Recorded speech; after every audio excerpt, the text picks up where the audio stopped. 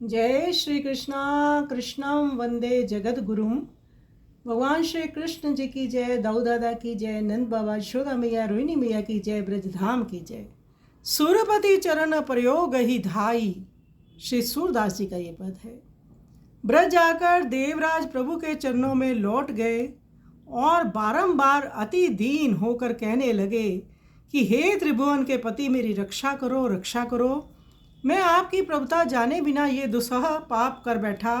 हे प्रभु, आप ही सबके माता पिता हैं, आप ही जगत का जीवन देने वाले हैं, आप ही भ्राता के अपराध को क्षमा कर देते हैं।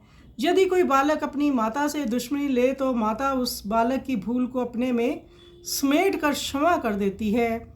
श्री सूरदास जी कहते हैं कि देवराज कहने लगे, प्रभु उसी माता की भांति प्रभु आप मेरी भूल को हे करना मैं प्रभु क्षमा कर दीजिए, मेरे से बहुत अपराध बन गया है, आप मुझे क्षमा कर दीजिए। तो आइए इस सुंदर पद का हम श्रवण करें।